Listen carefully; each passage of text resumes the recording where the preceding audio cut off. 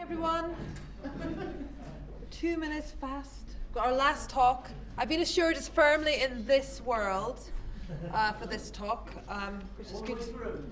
Apparently, so we just don't know. My branch, we don't know. So as everyone's ready to begin, I'm going to introduce our final keynote for today.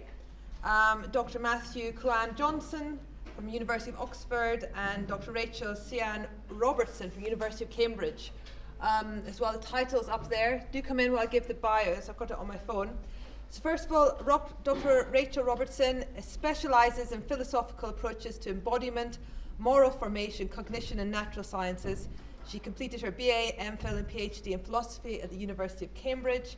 Her PhD offers new readings of Kant, demonstrating the importance of embodiment. She's currently interested in how theological and philosophical accounts of human embodiment and flourishing can enrich our understanding of the condition and purpose of joy, and how to engage well in online contact.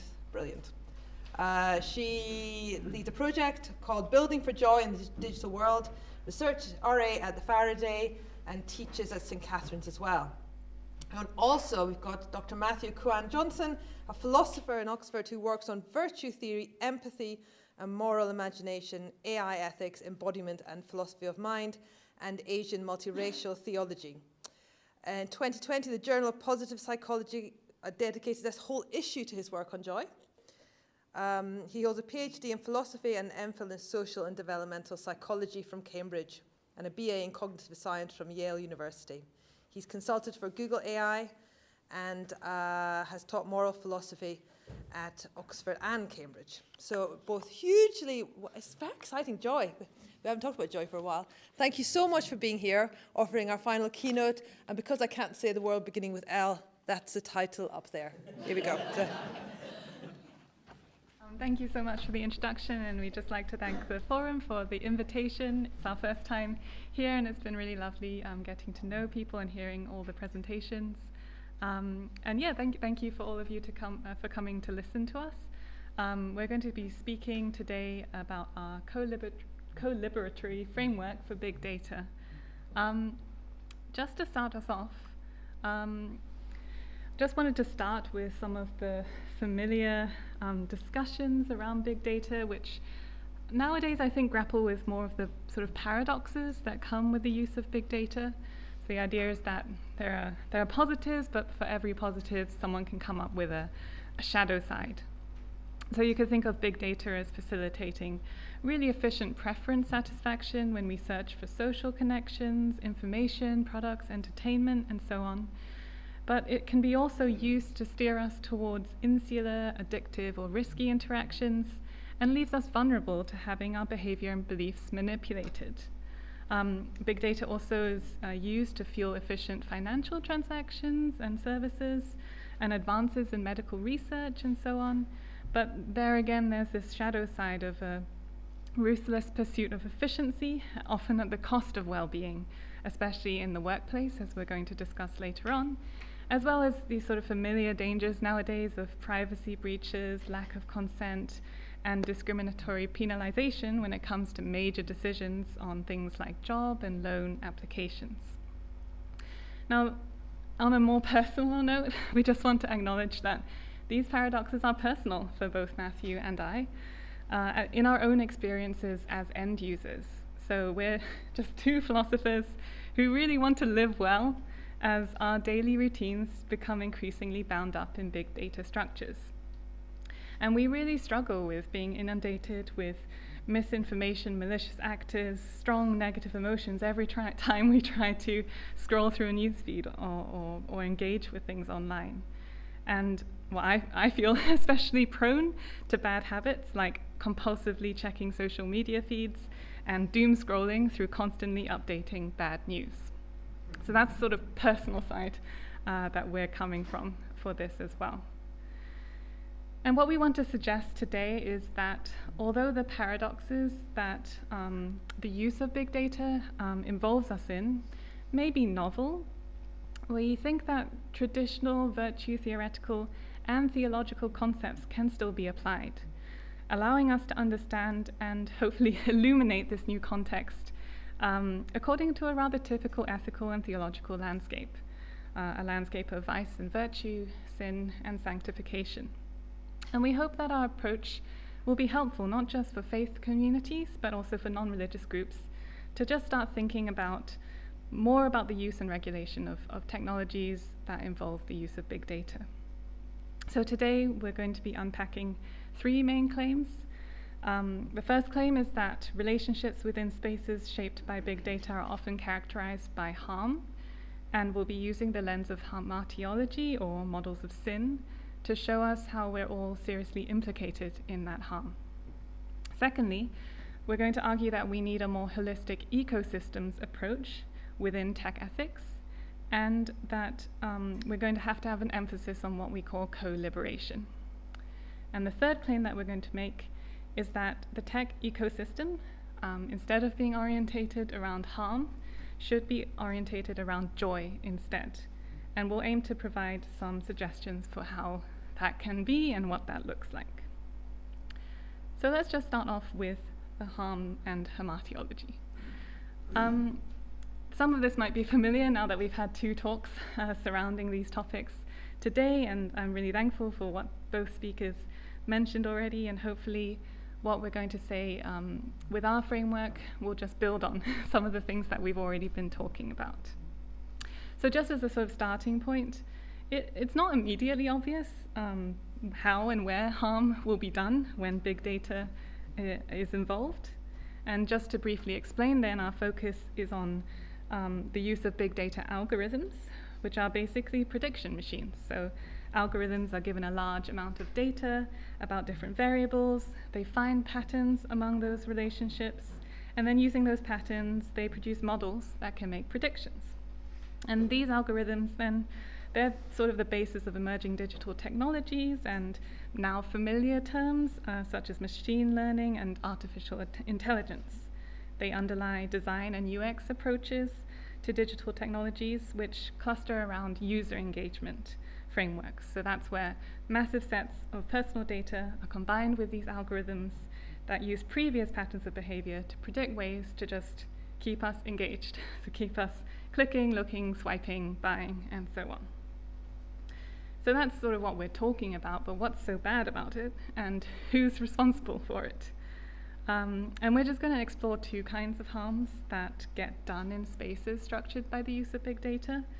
A distinction that we're drawing from Lisa Tessman's work is between external harms and internal harms. And I think we have heard quite a lot about external harms, so hopefully that will be more familiar, and maybe the internal angle adds something to what we've been talking about today. So external harms have to do with the imposition of adverse circumstances on people, so imposing harm on people, so removing resources or opportunities, or other forms of hardship that you introduce to people's lives.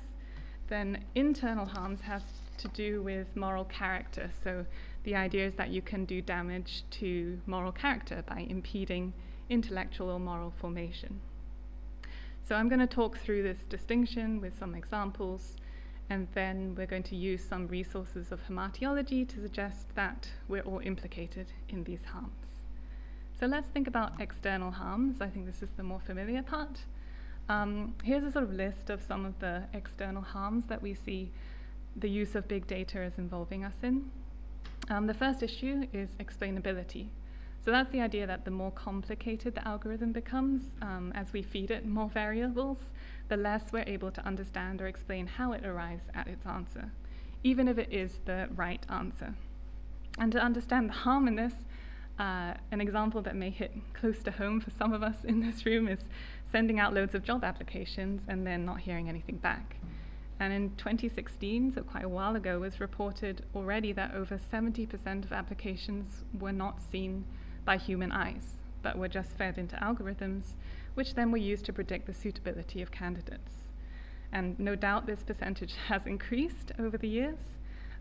So we're in this situation where a recruiter may not be able to give you an answer as to why you weren't progressed past the first stage in many of your job applications. So this lack of explainability is just one issue here, where there's just a lack of reasons to be provided for many of the major decisions in people's lives. And this interacts very closely with another issue, which is algorithmic bias, which we've heard about today already. That's just the idea that if the training data is biased, the algorithm itself will end up giving biased answers. And just to quickly highlight 2 areas of concern with that. First, I've already mentioned biased decision making. So not just with jobs, but other decisions such as housing availability, credit ratings, insurance pricing, drone strikes, child custody, bail, and criminal sentencing. All of these can come under decisions made on the basis of big data algorithms. And here, algorithms can be biased towards certain variables as predictors of success. For example, white and male for a successful job candidate, simply because successful candidates who were hired in the past were, for historical and structural reasons, generally white and male. And importantly, it's quite hard to filter out these kind of biases. So even if you wanted to take out those selections, if you had something like education or Ivy League or Oxbridge in there instead, those can easily function as a proxy for white and male for similar reasons. So that's the sort of real harm that can be done in those really major life decisions that can be made on the basis of big data algorithms. And the second area is biased information curation. So those are sort of algorithms that are at work in search engines and news feeds, which are just trained to provide negative, salacious, and often false content because this is correlated to greater user engagement. So when relied upon to tell stories about people or events and things like that, this kind of information curation really contributes to misrepresentation of people, a sort of form of hermeneutic injustice, to use Fricke's language. And one example that's very common in the literature is if you wanted to look for a depiction of 3 black teenagers versus 3 white teenagers, and you just typed those phrases into Google. At the time that was done, the 3 black teenagers phrase came up with lots of mugshots and threatening images, whereas 3 white teenagers were just a couple of teenagers hanging out, having fun. So it's a very different representation depending on what you're typing into the search engine. Now, a closely related issue to the bias is over-surveillance. Again, we've talked about this already. So this is harm done through excessive and inappropriate data collection. So to give informed consent in accepting terms and conditions for data collection, people should probably understand what they're agreeing to. But research has shown that expectations of privacy are often misplaced. And so violations of privacy and consent we can expect to be really common. And one telling example that was quite highly publicized at the time was when the store Target figured out that a teenager was pregnant through her choices analyzed through big data algorithms when she was making purchases, and they sent her targeted advertising, which her father then picked up and he had not been told. So that's the sort of really deep violation of privacy that they just built into their advertising strategy using the analysis of big data. And as that example shows, there's a sort of disproportionate impact on certain people, so the vulnerable teenager, for example, but also other groups of society, which then just feed back into this problem of bias. So I think we've already heard about policing decisions, for example, where they're made on the basis of big data algorithms. They can lead to certain communities, like those with more people of color, being overly scrutinized, and then more data being collected on them than other groups. And of course, all of this over-surveillance idea is linked to security risks as well, where there's more data being collected, particularly about vulnerable groups. Those groups are going to be more liable to breaches and privacy issues there. And we want to sort of suggest that another issue that arises in this space is just what we've called dehumanization, which is quite a broad category. I think we're going to unpick that more, but we just want to note that there's this tendency to reduce human beings then to clusters of data points to be fed into algorithms, which then impact on some of the most important decisions in their lives. So this includes that decision-making use of big data that I was talking about, as well as the storytelling use, but also its use in providing advertising and the way that it works to try and persuade users to buy products or to ascribe to certain opinions. And one way that dehumanization also plays out that I think is important to highlight is in the imposition of adverse working conditions. So this is where companies can lever big data algorithms towards the pursuit of efficiency at the cost of usually worker well-being.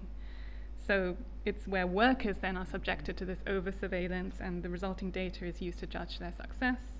And one of the examples would be Amazon trying to perfect their instantaneous delivery service, and those workers in warehouses being monitored at all times and feeling like they have to work at the cost of being, for example, at routine risk of miscarriages due to their working conditions, or having to urinate in plastic bottles because they just don't have time to go to toilet, with the data always being collected on how they're using their time. There's also environmental costs associated with the physical presence of data and the training of big data algorithms, which use a tremendous amount of electricity and contribute to the acceleration of the rate of climate change. And this is an impact that, again, is disproportionately borne by those in the developing world, so it's not equally borne there.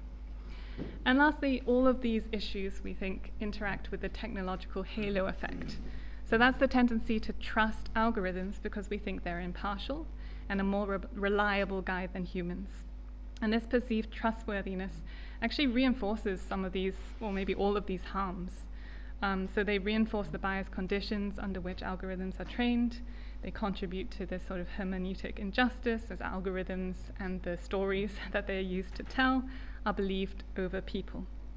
And interestingly as well, this halo effect also seems to allow people to escape responsibility. So it's easy to sort of blame the algorithm or just cold, hard maths when harm gets done in the above ways. So these are sort of all the external harms. I'm sure there's many more, but there's interesting ways they are already interacting with each other. But we also wanted to turn to this idea that living under these conditions of external harm can actually do internal harm. So rather than just the imposition of adverse circumstances, taking away opportunities, or to access resources, or to be involved in narratives and so on. The other side would be the sort of internal characterological harms that people in these sorts of situations sustain. And here we want to sort of divide our attention a little bit between end users, so the people who are using the technologies, and then technologists, those who sort of build and benefit from them. So starting with end users, one way to think about it is that there are constraints in spaces structured by big data, constraints on three kinds of integrity. So we're thinking of epistemic integrity, self-efficacy, and self-unity. I'm just going to take each one in turn. So epistemic constraints. So this is the idea that there are ways that big data and the use of it hinder our receptivity to the way the world is, and also the responsibilities placed upon us by the world. So here, when users enter spaces structured by big data, they're entering informational spaces which have already been shaped by previous users, who are either engaged with providing false content directly, or have indirectly biased the data sets that train the algorithms to provide more false or salacious or otherwise harmful content. Users are then encouraged to consume that content despite any of their higher order judgments of what is best. And they may then have their perceptual schemas reformed so that they end up misrepresenting themselves and others. And this effect is then reinforced as the behavior of that user is captured in future big data sets on which further algorithms are trained. So you could think of the example where you're looking for a representation of teenagers and you do that Google search that I mentioned, and then you go down this rabbit hole of just clicking on further images and getting outraged that this certain group of people are involved in crime, and then you sort of, the more clicks that you do, then the more other users will be able to see those images, and there's that sort of circle of epistemic vice that happens. And what I've just described also contributes that sort of nudging effect, where people are led into increasingly fringe and extreme communities online. And that's problematic as intellectual peers and exemplars shape our moral and epistemic vision. So actually being in an epistemically vicious community online could encourage the development of vice, especially as new peers, which might be human trolls, but also might just be bots. They may exhibit vice and encourage viciousness, like cyberbullying or spreading false information, in order to keep enjoying membership in that group. And that's also closely related to the dynamic of filter bubbles, where there's insular communities in which everyone possesses or is pressured to display the same values and views. So this leads to further epistemic failure, as users actually can end up lowering their standards for what counts as evidence of injustice towards their in-group, and maybe setting too high standards on what counts as evidence of injustice towards outside of their group. So this would be the sort of case where someone receives one of those many times forwarded videos on WhatsApp, and they immediately say, yes, this just shows how people have been unjust against my group, without really checking the context, without seeing where this information is coming. They're just ready to accept it. So that's the sort of epistemic dynamic that we think happens in these spaces. And that's actually just a constraint on epistemic integrity, that it constrains the ways that we can be receptive to things in the world and the responsibilities that we have there too. So the second group then is also constraints on self-efficacy. So that's inhibiting the capacity to accord actions with desires and commitments. So one way that this happens is when big data algorithms inundate users with content, which makes the fulfillment of the behavioral criterion for virtue really difficult, if not impossible. So they may be motivated to be virtuous, but when they go into these spaces, it becomes very difficult to actually behave in the right way. So one example is where users might start off with a particular vice, and through their activity online, they're assigned a sort of virtual profile according to their activity, such as a gambling addict.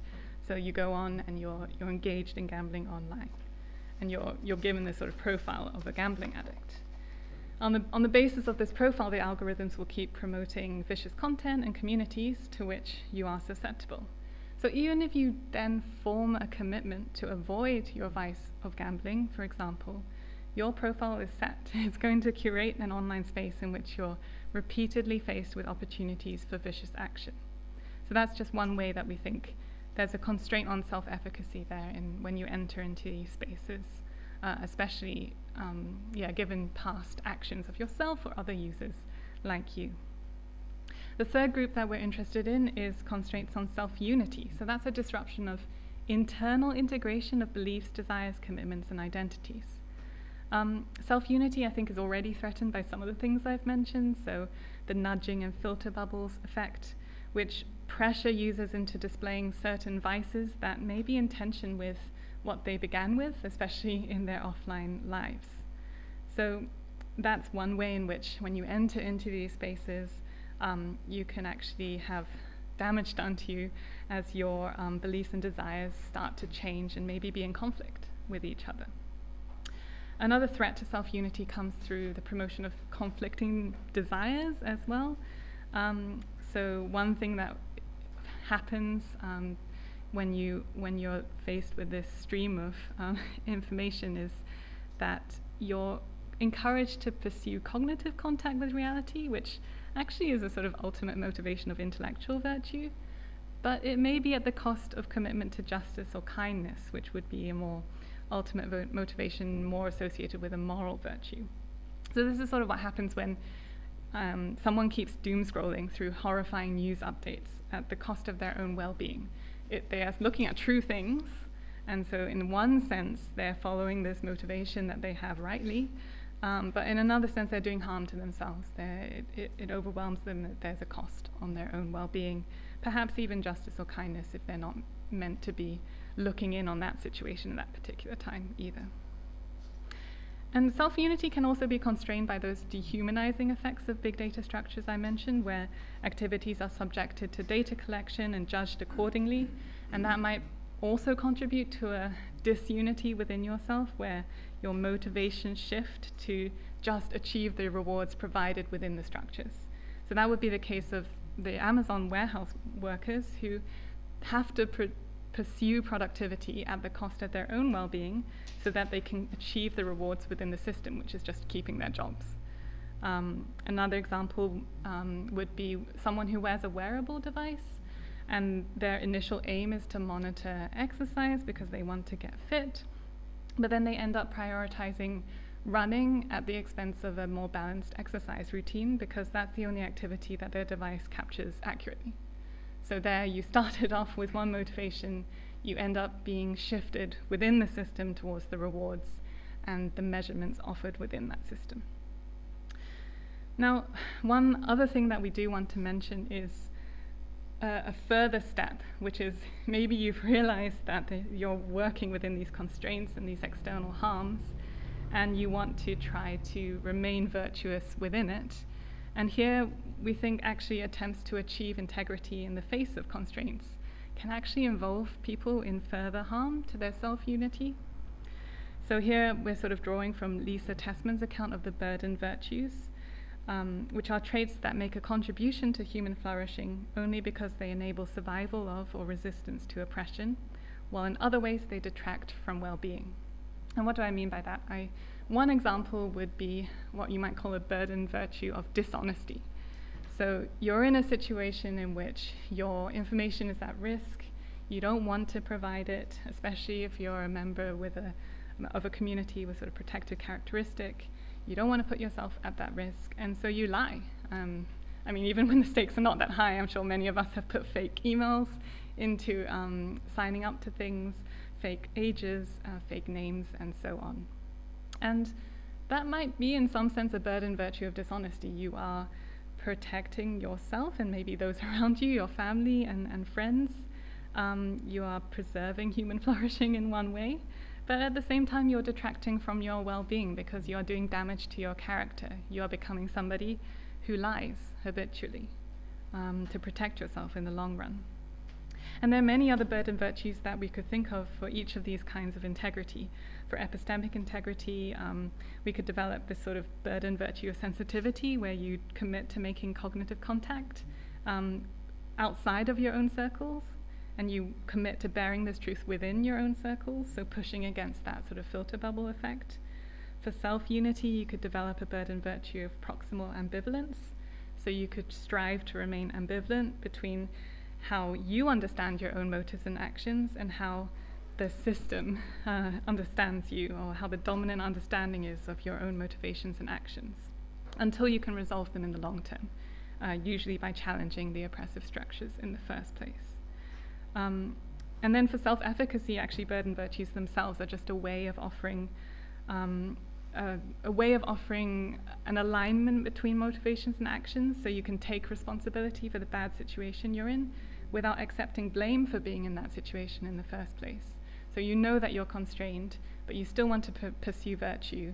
What will that virtue look like? It will have some burdens. And just to bring out what is the burden of developing all those things, because they might sound pretty good, just lie when you want to, just withhold your judgment about your own motives and actions until you can sort it out. Well, it's that feedback into self-unity that becomes the issue.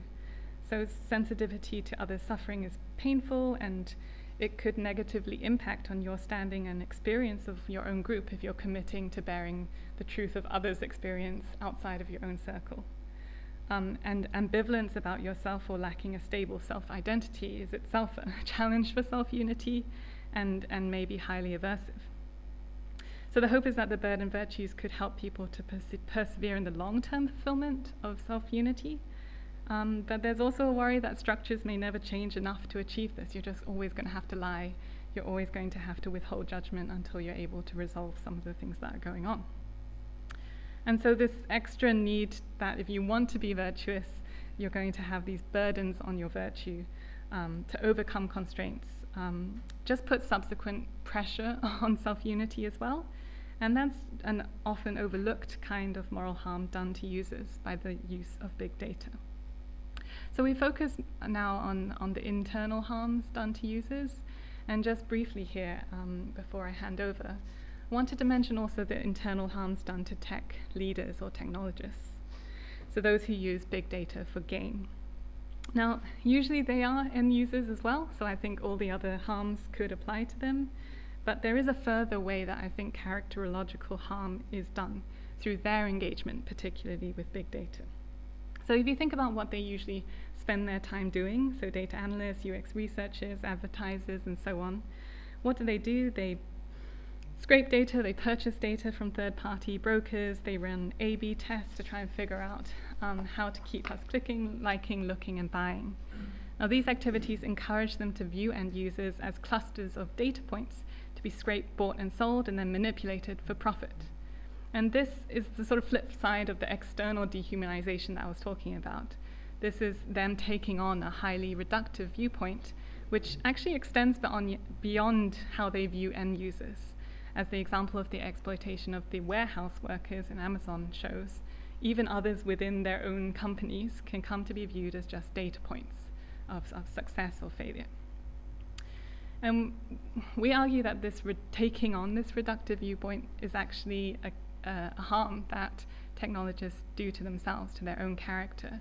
It can be characterized as a failure of inner virtue, most notably of loving attention, which the philosopher and novelist Iris Murdoch describes as a just and loving gaze directed upon an individual reality, which is the characteristic and proper mark of the active moral agent.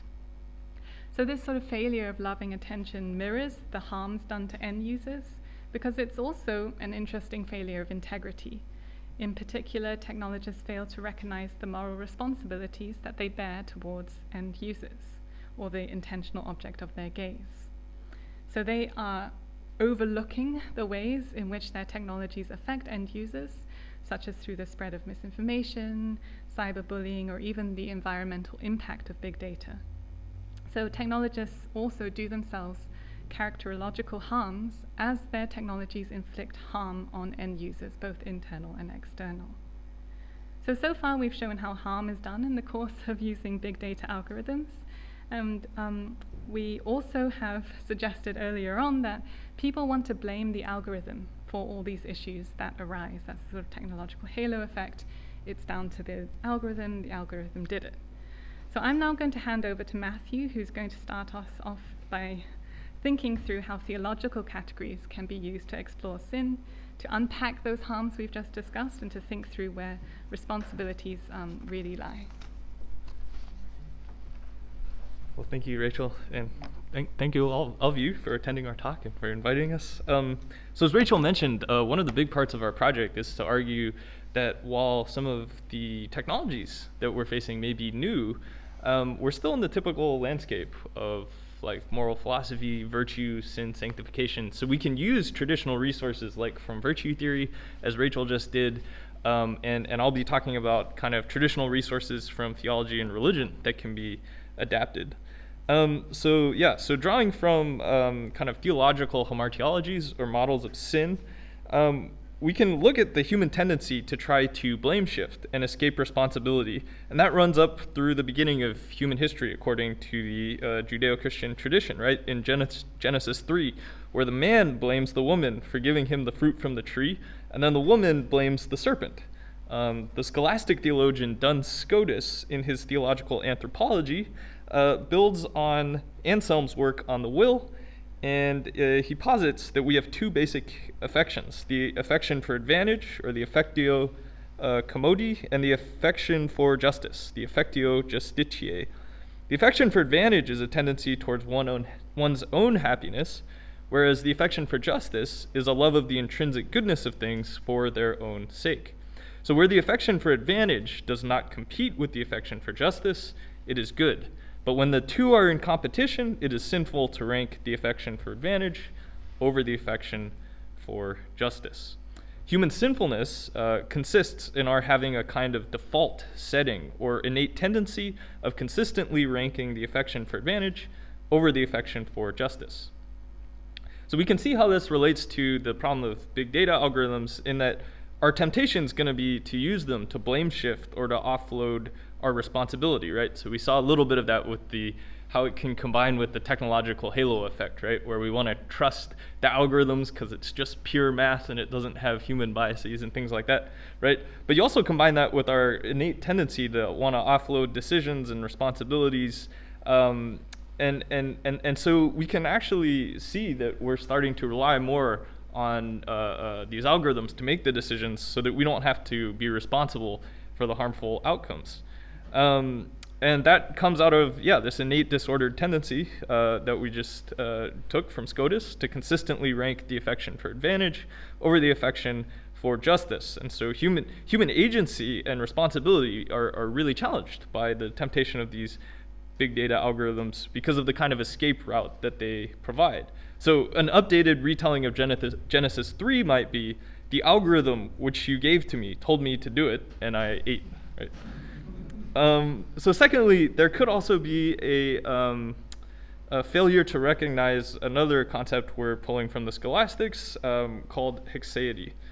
So we can add in here a theological understanding to this kind of failure of epistemic integrity that Rachel was talking about, and look at both how this failure can happen on the parts of end users and technologists. And we suggest that this failure to kind of have this loving attention for someone else, to recognize them as a unique, individuated human person with a locus of kind of experience, this actually involves a failure to perceive them in the way that God perceives them and the way that God intends for us to perceive them.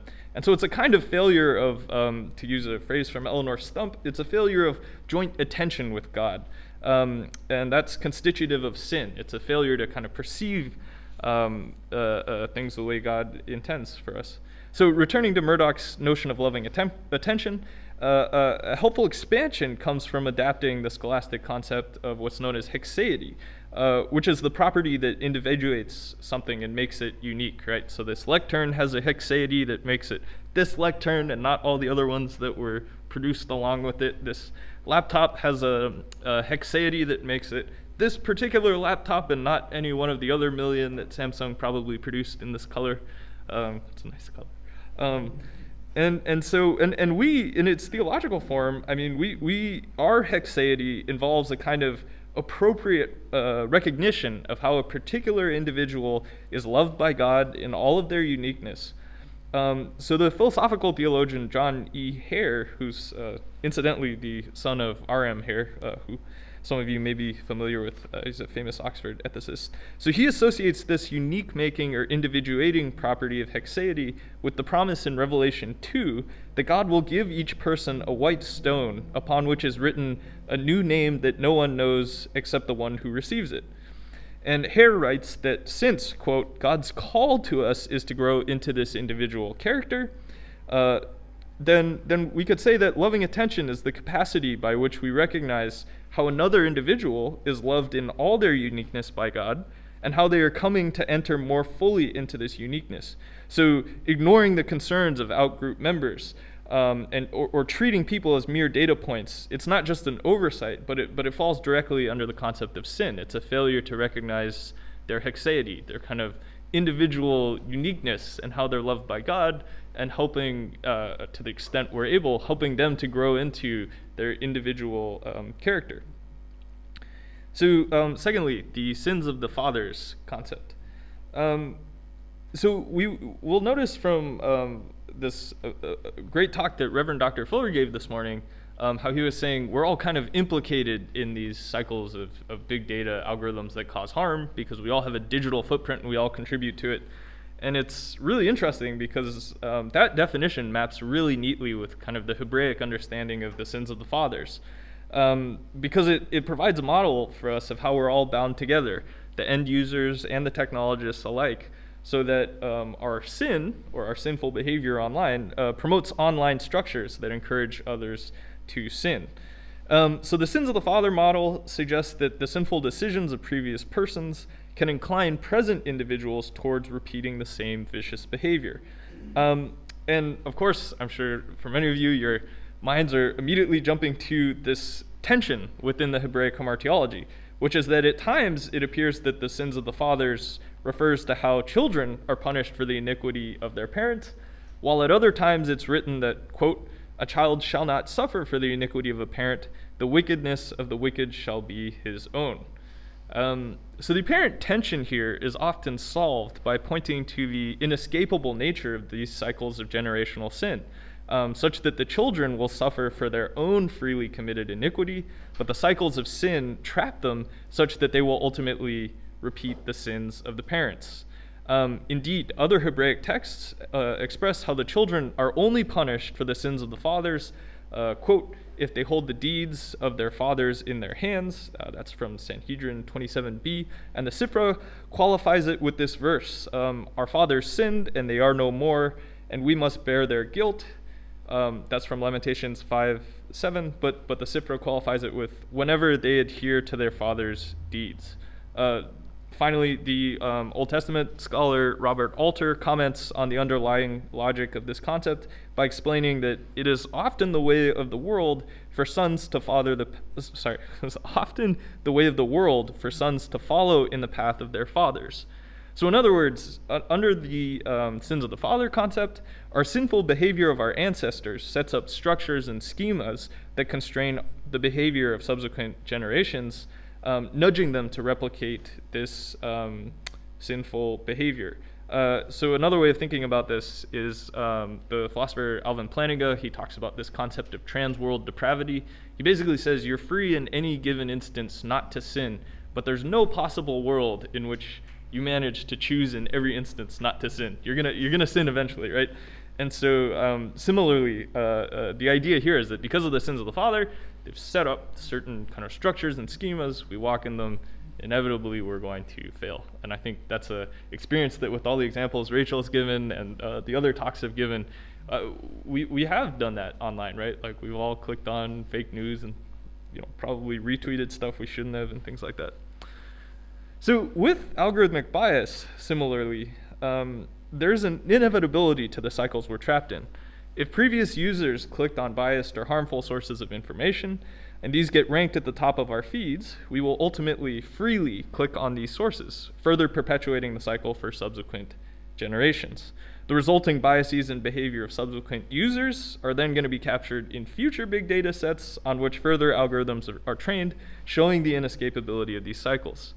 So the sins of the fathers concept is helpful because it reveals how individual moral agency is constrained in ways that cannot be escaped by the current machine learning approaches. The patterns of sin are only going to become more ingrained. So an updated rephrasing of the Hebraic proverb, the parents have eaten sour grapes and the children's teeth are set on edge, might be, the parents have clicked on fake news and the children's Google results are set on edge. We might have one or two more of those Bible verse translations put in, so we'll see. I can't remember.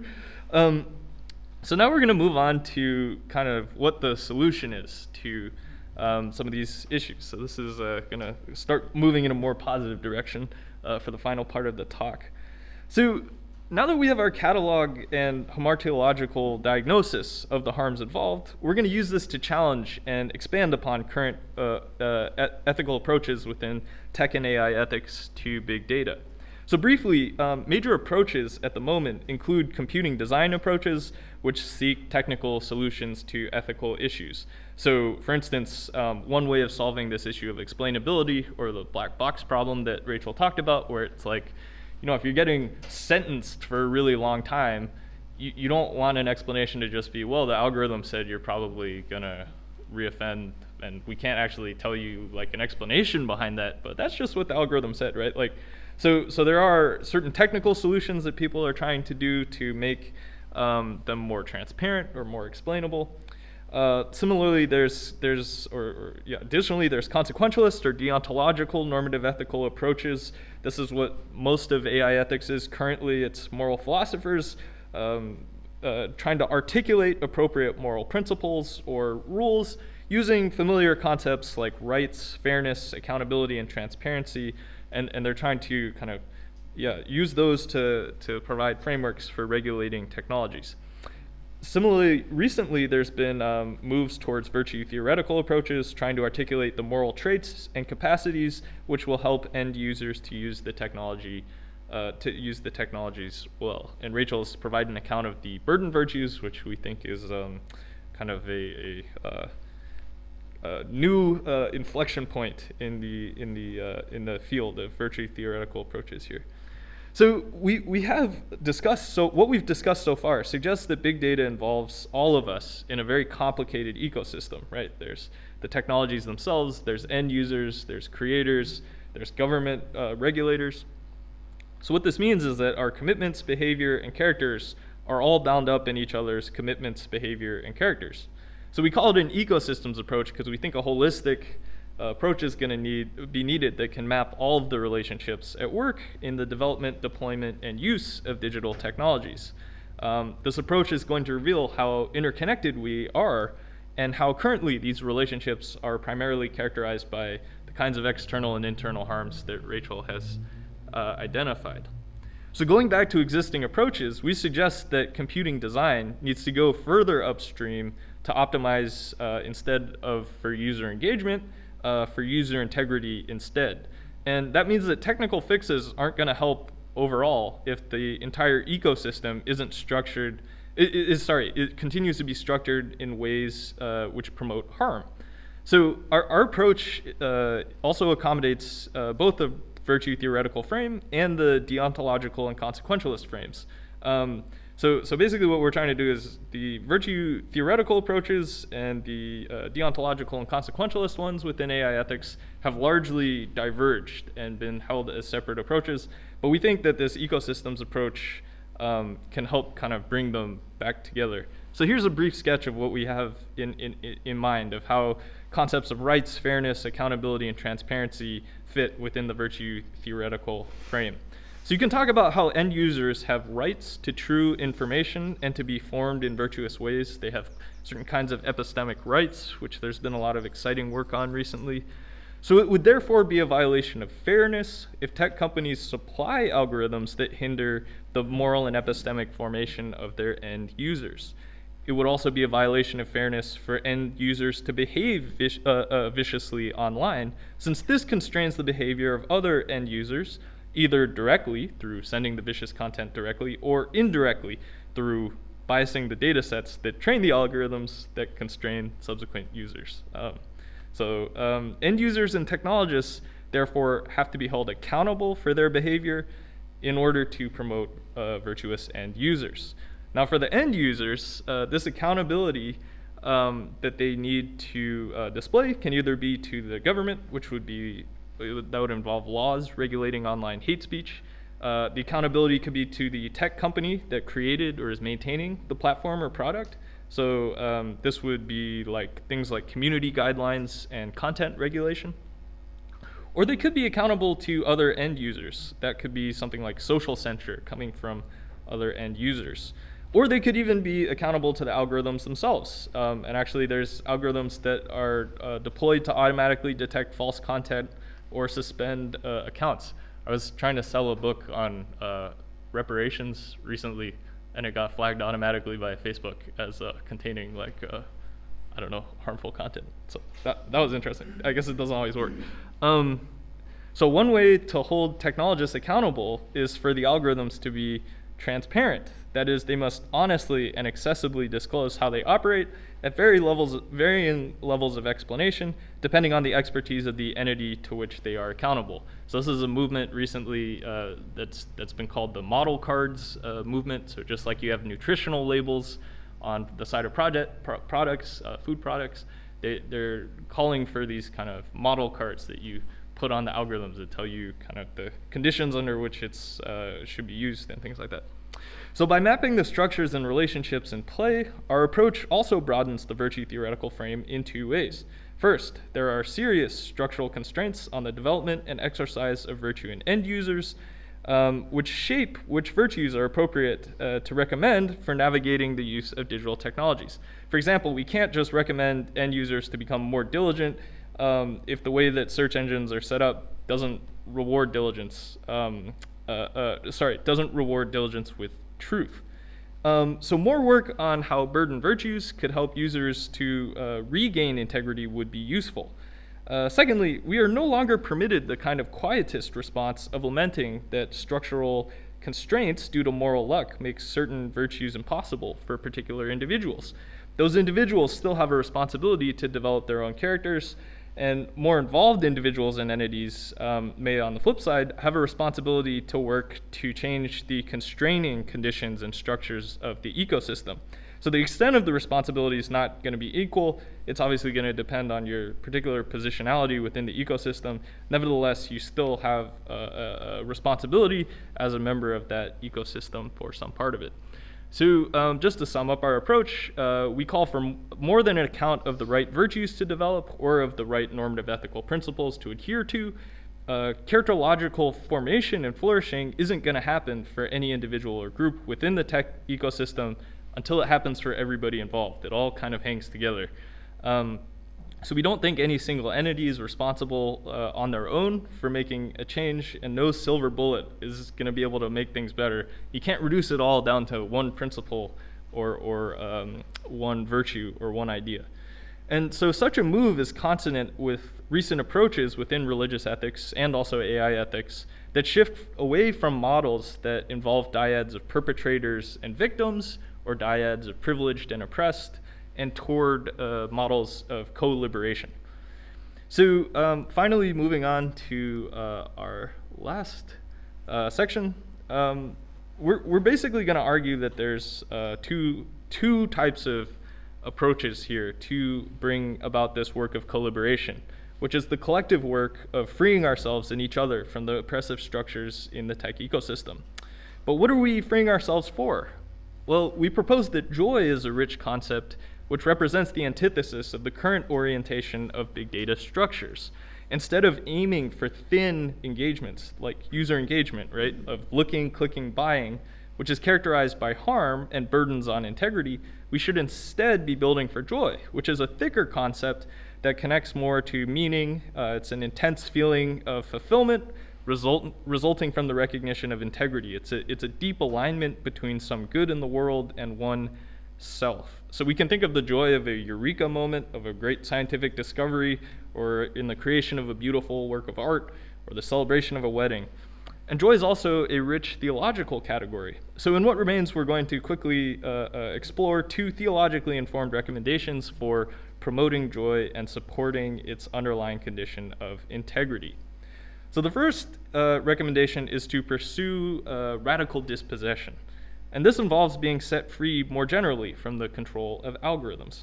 This dispossession works by relinquishing one's own desires that conflict with the desires of God and of those one is oppressing, instead placing attention upon God and others. So through this redistribution of attention, one's desires for God and for the flourishing of others undergo a kind of intensification. And we're kind of indebted to Sarah Coakley's work there on that. So in other words, before loving attention and before respect for the hexaity of others can be possible, one must first lay the groundwork through which one can turn one's attention to God and others, and that comes through dispossession. So radical dispossession means laying down the privileges and the benefits, and comes in many forms depending on one's place in the ecosystem. So some end users are not, this would involve some end users not using algorithms that make their lives easier. So that would mean, like for e-commerce recommender algorithms, not using them, even though your Amazon recommended list is really helpful. It also promotes acquisitiveness, which could be a problem for your own character or other people's character.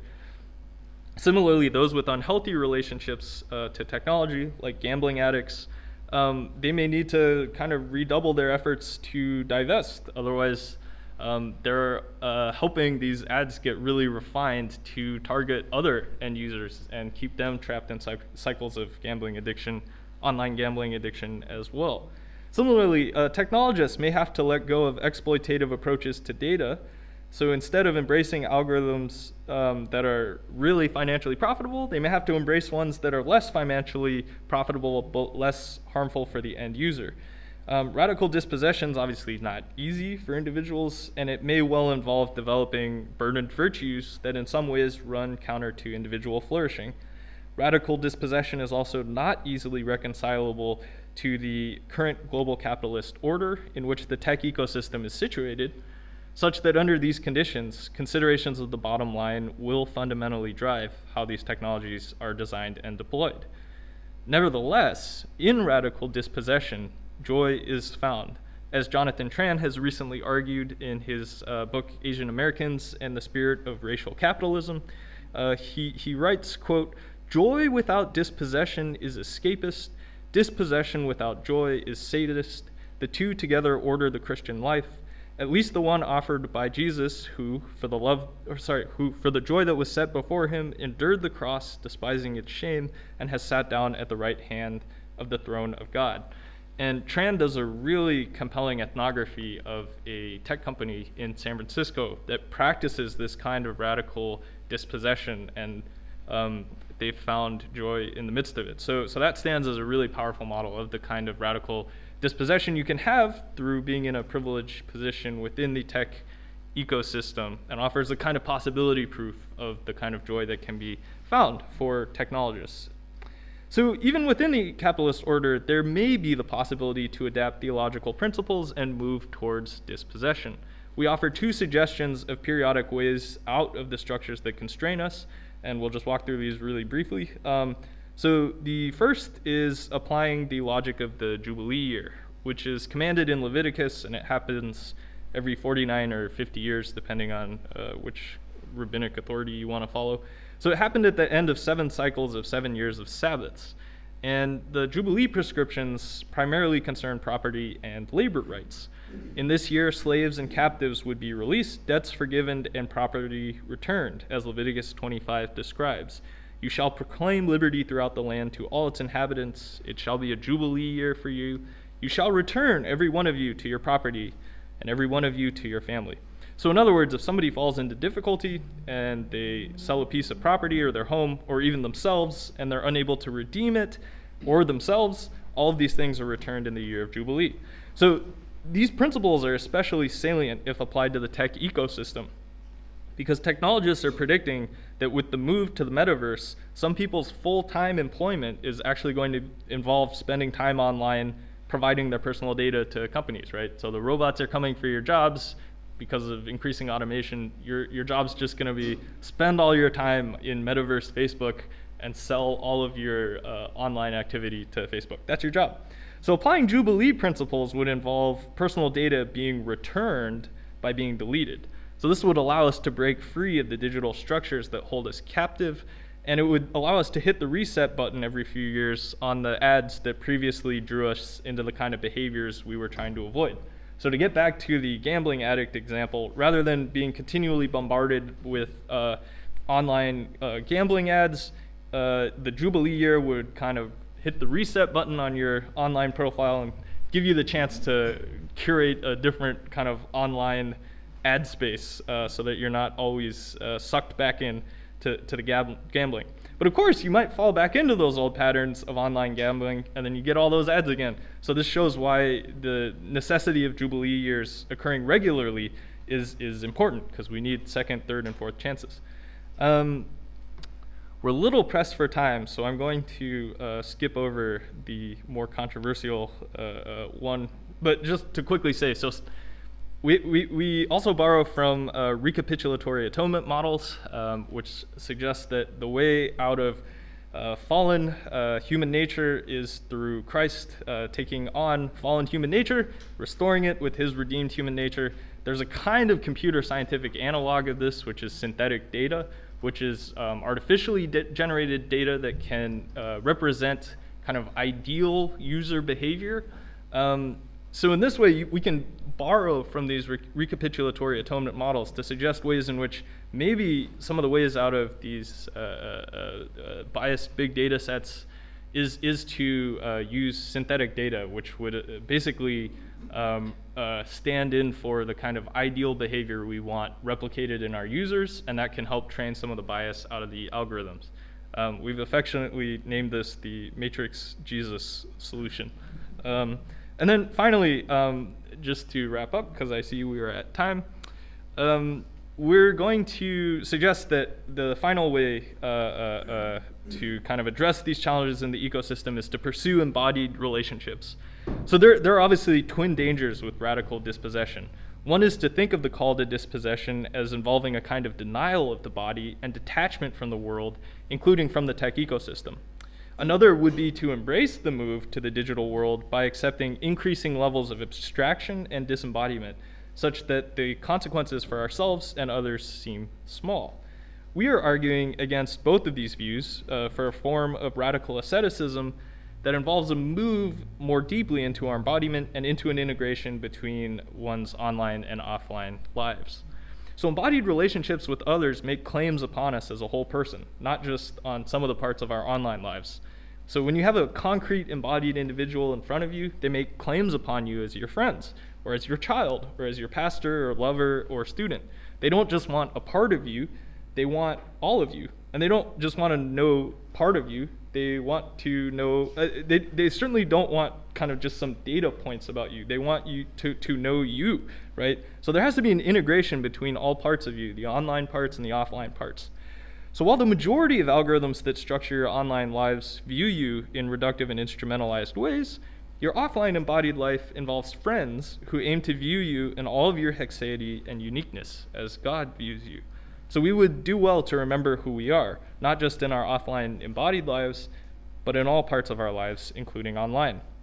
This is especially important for technologists because the work of tech ethics is going to require there being in the right kind of listening, caring relationships to concrete affected individuals or stakeholders, and continually adjusting to their concerns. So algorithms must also be developed with hexaity in mind. They have to be designed to through a process that involves learning about things that will help each individual user flourish and grow into their individual character. And they have to learn to do this in ways that don't deny the individual their hexaity or their individual character. Now, it may not be considered practical to be in these kind of loving relationships to concrete affected individuals, because carefully listening to and adjusting to affected stakeholders breeds inefficiency, and that's especially challenging for an industry driven by the dictum, move fast and break things. Nevertheless, this reorientation is needed for much of the tech ecosystem to support joy rather than increase harm. And here, this kind of argument that this is just what the work of ethics involves parallels Margaret Urban Walker's seminal work in Moral Understandings, making the same claim about the importance of having listening institutions. That's just the work of ethics, she says, on her interpersonal account. So as our conclusion, because I'm now 3 minutes over, there are complicated structural problems posed by the use of big data, with widespread harm which fall under serious hamartiological and virtue theoretical categories. We have argued that the solution cannot merely be an issue of better regulation or the development of certain virtues or really fleshing out certain normative ethical principles and rules, but it requires fundamentally restructuring how technologies are designed and developed and deployed. So as a starting point, we have recommended radical dispossession, the dispossession of those who benefit from the current arrangement of the tech ecosystem, the Elon Musks, the Bill Gateses, and the dispossession of those who are oppressed by it. Well, actually it could be those same people, but people like us, end users, and particularly people in the global south who, as Rachel mentioned, are having to deal with a lot of the climate change implications of these machine learning models. So we have also suggested that dispossession and building deep embodied relationships are two sides of the same coin. So in this way, dispossession leads to joy, as we more deeply find ourselves, each other, and technologies that more fully contribute to our flourishing. Great. Well, thanks so much. We're excited for the questions.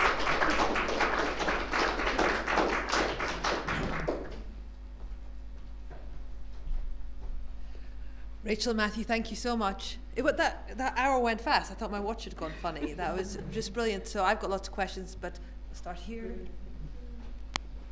Thank you so much. I love the talk. On your last point about pursuing embodied relationships, I'm just going to kind of talk and see if something emerges, because I feel like I have a kind of confused question, but I feel like when we pursue embodied relationships, one of the things we're also doing is experiencing our own embodiment. And so I wonder if there's a parallel here between pursuing embodied relationships, the need to experience our own embodiment, not just in relationship to someone else, but our experience of ourselves as embodied beings. So it's an internal relationship to ourselves. And in that way, can this kind of be this pursuit away from a virtual depiction of ourselves to an embodied version? Can that kind of also be a model of how we can relate to God, who is a non-physical entity as well? And how experiencing ourselves in a more physical way in relationship to God is necessary? Because it seems like there's a parallel here. Yeah, it's really funny you mentioned this because this is going to be a pretty big part of the next paper we work on, and this is a good reminder that I owe Rachel that abstract, because there is actually like, so there's this work within psychology you may be aware of called construal level theory, and it basically suggests that things that are more distant we process more abstractly, and things that are closer to us temporally, physically, we process in more concrete ways. So what that would seem to suggest is, like, you know, they have all these churches now that are held in VR. There's a VR experience on the Oculus where you can have first person live the life of Christ and events from the life of Christ. And so what that does is it removes kind of this ability to relate to God in a more abstract, apophatic way, right? Because it all becomes about the kind of like concrete way of processing God and things like that. So we're really worried that things like that may harm the kind of like, yeah, apophatic or abstract modes of processing about God. But yeah, so that's a great question, and that's very much the direction we're going to go in once I get my act together and get that abstract back to Rachel. But I will also say about the kind of entering more deeply into your own sense of your embodiment. I think one of the things that's interesting is we think that when we interact with digital technology, it is like disembodied, but it's not. I mean, the reason why we're both essentially addicted to doom scrolling is because, like, like in a weird way, it's kind of nice to feel like really outraged over stuff that's outrageous, right? And you like feel something, right? You're sitting there during COVID and nothing's going on, right? And then you just can experience really like outraged emotions. And similarly, for a lot of people, particularly who have disabilities, there are many technologies that they feel allow them to enter into embodied experiences not available in the non-digitally mediated world. I mean, as a really trivial example, because I don't want to, so you can put this in a different ballpark, but as a really trivial example of something like that, I used to be a national level athlete in lacrosse, and I tore my ACL. And then like I started playing a lot of sports video games, and if I was like sleep deprived enough and squinted enough, it was almost like I could remember what it felt like to, and so, yeah, I mean, with a lot of these new technologies like video games or virtual reality, people are being given experiences of things like flying or even just being able to walk or see color and things like that, and that can be a really powerful way of entering more deeply into a kind of alternative embodiment that is still kind of equally real. Thank you for the deeply enriching talk. I had 2 quick questions. I'm fascinated by the use of the Hebraic understanding of joy. I was also wondering why not shalom, which also has a very broad understanding of prosperity.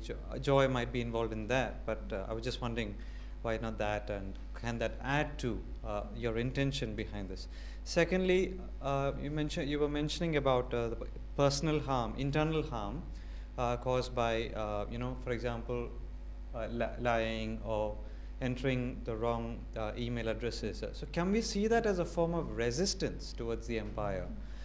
Especially from a subaltern point of view, it becomes a matter of survival. So that's how we resist or subvert the workings of the empire. So your thoughts on that? Thank you. Yeah, for sure. On your first question, I think we're just using joy as a concept because of the experiential element of it was clearer to us.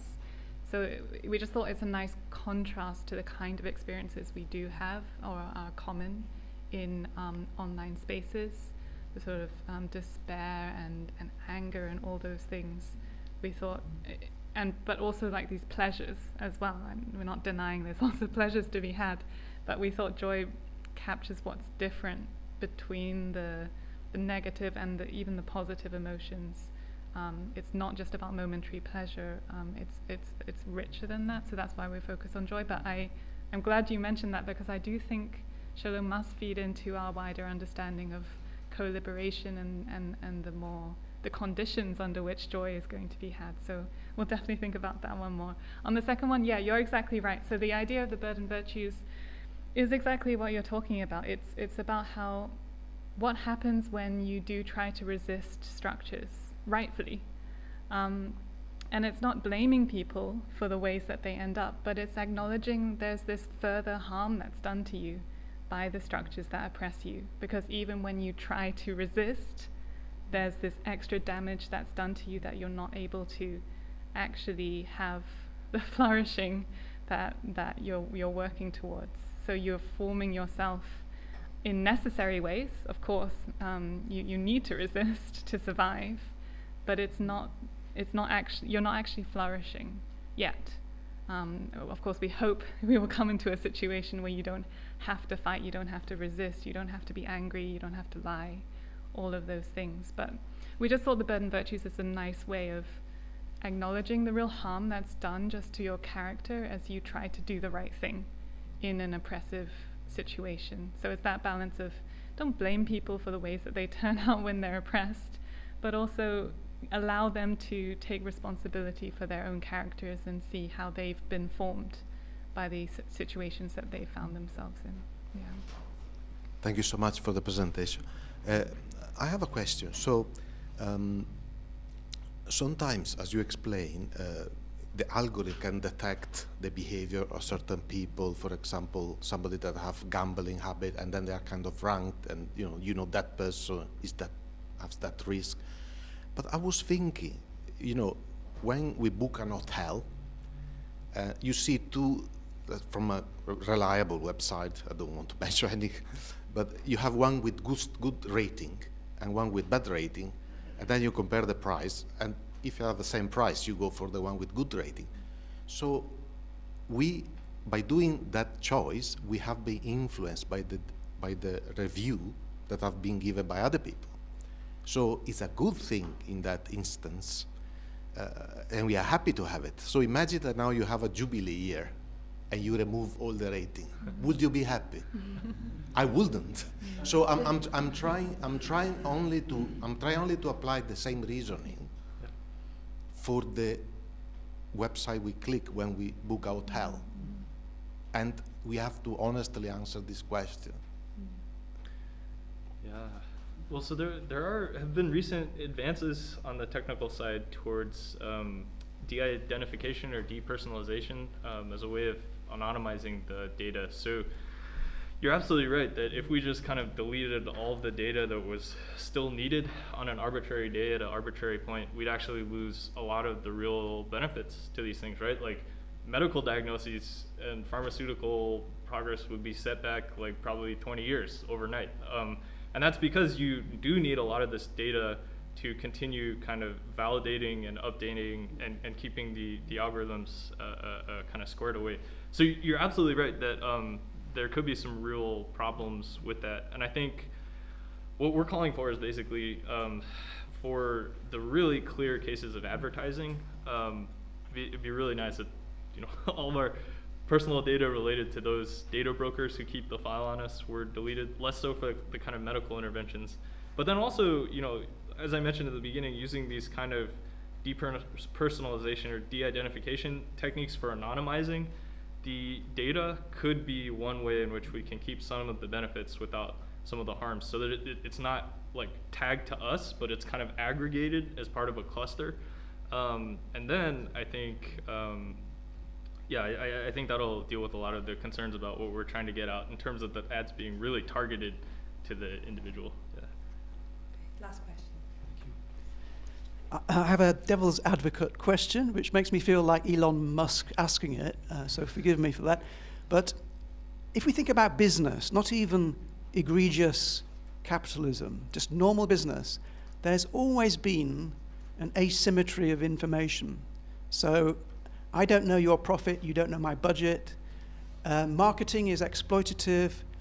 When I go and try and buy a shirt that doesn't fit me properly, my haikaiity is being disrespected because I don't have the exact shirt that I want as an individual. So how do we make sure that in the excellent solutions you have, we don't kind of throw out the baby with the bathwater and alienate all those good business people who just want to practice normal business and imply that everything should be symmetrical, open book policy, you tell me exactly about your product and all its warts and everything. Because this is the thing I see about all of this discussion on AI. It's not specific to technology. Many of the considerations cut across business as we know it. Yeah, I think just to start us off, I think part of our focus on joy is the hope that this can be something that businesses can get alongside. So we're just trying to set some of the parameters within which joy can be found with our sort of integrity framework.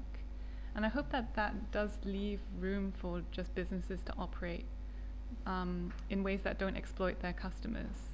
But it doesn't mean that they have to reveal everything to their customers as well. And I guess it will depend on the particular case as to what that means for what they need to disclose and what they don't need to disclose. Perhaps another element which this touches on is that idea of building relationships. And I think that will be a cost to efficiency and perhaps like global reach of businesses. But it may not be a bad thing. It may be a turn towards actually building client relationships more. So I'm thinking of like alternatives to Amazon, where you don't just click and then get a product sent to you and you never even see a single person along the way, to where you send messages back and forth between the buyer and the seller, or you even video call them and they show you their products. There's more of that personal relationship that you get. And I wonder if some of those things could help on the one hand. On the other hand, I also wonder if we might be able to move towards more of a sort of collective understanding of how business is done, or how products are created and then shared. I don't really know what that would look like. It depends on the example probably, but maybe we do need to challenge this asymmetry, where it's like I've got my things and then I sell them to you and you don't need to know. But it's more like we're in a community and then we have resources to share, and there might be alternative ways of doing that. Matthew, do you have any? Yeah. Okay. No, thank you. I need to think further about that one too. Thanks. Thank you so much. I've got 6 sets. I'm sensing there's still a lot more questions in the room. So form an orderly queue behind Matthew and Rachel later on. It's dinner next. That's another joyful thing to look forward to. And there's a pub trip this evening, as Finn also mentioned. So please join me in thanking once again Matthew and Rachel for a superb talk.